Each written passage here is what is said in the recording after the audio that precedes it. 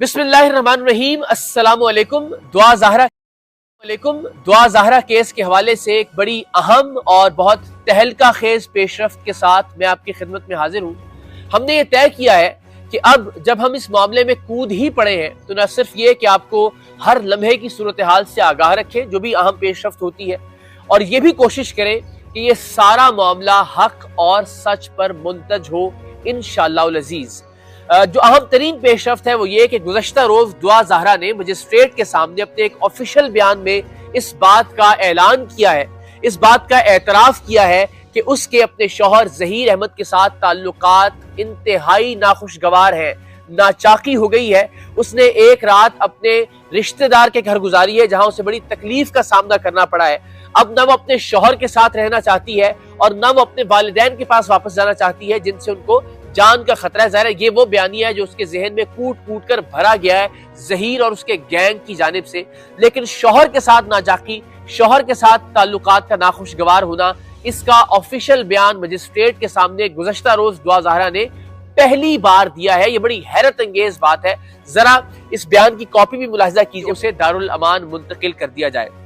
अब जाहिर है एक तो ये वजह हो सकती है कि वो दारुल अमान मुंतकिल करने के लिए इसको एक बहाने के तौर पर इस्तेमाल कर रही हो, और जाहिर है ये वजह भी हो सकती है कि अल्टीमेटली शौहर की जानिब से नाखुशगवार ताल्लुकात की बिना पर या नाचाकी की वजह से और वालिदैन की जानिब से खौफ की वजह से अब वो ये समझती है कि दारुल अमान जाने के सिवा उसके पास कोई और ऑप्शन नहीं है।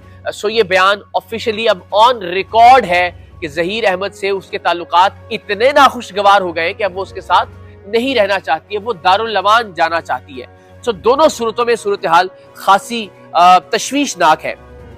कहा यह जा रहा है, जो तज्जिये हैं वो ये कि असल में ज़हीर अहमद और उसके गैंग ने ही दारुल अमान जाने के हवाले से ये बयान दुआ ज़हरा से दिलवाया है, और उसकी वजह ये है कि जब ज़हीर अहमद या उसका गैंग गिरफ्तार होगा तो बच्ची उनके पास से बाजियाब ना हो। ये बड़ा अहम कानूनी नुक्ता है। उन्होंने ये इंतहाई चालाकी से ये एक चाल चली है कि जब ज़हीर गिरफ्तार होता है, जिसके बहुत इम्कानात हैं, अगले 2-4 रोज में ये खबर इंशाअल्लाह अज़ीज़ आ जाएगी, मुमकिन है अगले चंद घंटों में ये खबर आ जाए, तो दुआ ज़हरा उनके पास से रिकवर ना हो। ये जुर्म की नौयत में और जुर्म की शिद्दत में और ज्यादा इजाफा कर देगा। लिहाजा उन्होंने दुआ ज़हरा से जान छुड़वा ली। वो तो पहले दिन से छुड़वा रहे हैं कि हम तो नहीं लेके आए इसको कराची से, ये तो खुद ही आ गई थी, तो मजबूरन हमें किराया देना पड़ा। हालांकि CDR रिपोर्ट ने, उनकी लोकेशन ने यह साबित किया कि जिस दिन दुआ ज़हरा ने घर छोड़ा उस दिन ज़हीर अहमद कराची ही में मौजूद था और उसका गैंग भी कराची ही में मौजूद था, लेकिन वो कोई भी जिम्मेदारी पहले दिन से लेने के लिए तैयार नहीं है, और इसीलिए उन्होंने दुआ ज़हरा को दारुल अमान भिजवा दिया है। अब आप सोचिए, उम्र अब इंतहाई कम साबित हो चुकी है, उसे दारुल अमान भेजा गया है, ना कि चाइल्ड प्रोटेक्शन ब्यूरो में जहाँ के मासूम बच्चे और बच्चियां होती हैं, और वो भी मासूम बच्ची है, उसे उस माहौल में रहना चाहिए, ना कि दारुल अमान जैसे माहौल में जहाँ हर तरह की खवातीन, जिंदगी देखी हुई, हर तरह के मसाइल का सामना किया हुआ, हर तरह की तबीयत, हर तरह का मिजाज। तो एक तरह से एक गलत माहौल में इस वक्त दुआ ज़हरा रह रही है। मेरी दरखास्त होगी वंस अगेन अथॉरिटीज से कि प्लीज, अब माइनर डिक्लेयर हो चुकी है दुआ ज़हरा, तो खुदा के वास्ते उसे चाइल्ड प्रोटेक्शन ब्यूरो ही में होना चाहिए। दूसरी जानिब ज़हीर साहब के हवाले से जो इस वक्त अपडेट है, वो इस वक्त सिटी कोर्ट पे अपने भाई शब्बीर के साथ पेश हो चुके हैं, लेकिन पुलिस मुस्तकिल तौर पर इस गैंग का साथ दे रही है। शब्बीर ने कोई हिफाजती या अबूरी जमानत नहीं करवाई, लेकिन अब भी पुलिस ने उसको गिरफ्तार नहीं किया कराची में। उसके पास इस वक्त कोई बेल नहीं है, और जो प्रोग्रेसिव रिपोर्ट थी उसके अंदर शब्बीर का नाम नहीं था। पुलिस ने कहा था कि जी टाइपो मिस्टेक है और इस वजह से शब्बीर का नाम दाखिल नहीं हो सका, यानी शब्बीर का नाम उस चालान में मौजूद है, और अगर मौजूद है तो फिर उसको गिरफ्तार कर लीजिए, इसलिए कि उसके पास तो कोई अबूरी जमानत और हिफाजती जमानत नहीं है। और ज़हीर ने भी जो अबूरी जमानत करवाई नहीं है, और ज़हीर ने भी जो हिफाजती जमानत मंजूर करवाई है, वो अदालतों को धोखा देकर। पाकिस्तान की तारीख में शायद ही ये कम मौके पर हुआ होगा कि आप एक अदालत के बाद दूसरी अदालत के बाद तीसरी अदालत को धोखा देते हैं। एंकरों की आंखों में तो आपने धूल झोंकी, पाकिस्तान के अवाम की आंखों में भी आपने धूल झोंकी, मुसलसल झूठ बोलते रहे, हर मामले पर आपने झूठ बोला। बच्ची की उम्र के हवाले से आपने झूठ बोला, बच्ची को कराची से लाने के हवाले से आपने झूठ बोला, और हर चीज वक्त के साथ साथ साबित हो गई। और आपके ये झूठ भी इस बात को मजीद तकवीयत देते हैं, इस सबूत को मजीद तकवीयत देते हैं कि आप एक गैंग है और आप بچیوں کو ورغلا کر، بہلا پھسلا کر، شادی کے لیے بلا کر یا شادی کے لیے اغوا کر کر، جو کہ اغوا نہیں ہوتا، بچی کو نہیں لگتا کہ وہ اغوا ہو رہی ہے، لیکن انہیں جسم فروشی کے کام پر لگوا دیتے ہیں، جسم فروشی کے اڈوں پر فروخت کر دیتے ہیں۔ تو جھوٹ کیا بولا گیا؟ پہلے لاہور سے ظہیر نے حفاظتی ضمانت منظور کروائی 7 دن کے لیے، اور 7 دن میں وہ کراچی میں عدالت میں پیش نہیں ہوا ٹرائل کورٹ کے اندر۔ 7 دن کی ضمانت جب ایکسپائر ہو گئی تو یہ بہاول جو ہے وہ ہم اویل نہیں کر سکے، ہمیں دوبارہ سے یہ درخواست ہم کرتے ہیں کہ ہمیں دوبارہ سے عبوری ضمانت دی جائے۔ عدالت نے کہا کہ یہ مذاق نہیں ہے، یہ تو ایکسٹرا آرڈنری ریلیف ہوتا ہے، ایکسیپشنل کیس ہوتا ہے کہ آپ کو ایک عبوری یا حفاظتی ضمانت دے دی جائے تاکہ آپ ٹرائل کورٹ میں پہنچ کے اپنا موقف دے سکیں اور اپنی ضمانت کو کنفرم کروائیں۔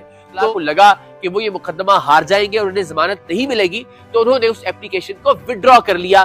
وہ ڈاکیومنٹس بھی ذرا آپ سکرین پر ساتھ ساتھ ملاحظہ کیجئے، یہ اپلیکیشن کہ جہاں ان لوگوں نے اپنی درخواست کو وڈرا کر لیا، بہاولپور میں انہوں نے اپنی درخواست کو وڈرا کر لیا۔ پھر یہ گئے بہت چالاکی اور ہوشیاری کے ساتھ ملتان ہائی کورٹ بینچ پہ، وہاں انہوں نے کنسیل کیا اپنے فیکٹس کو، یعنی چھپائے حقائق کورٹ سے۔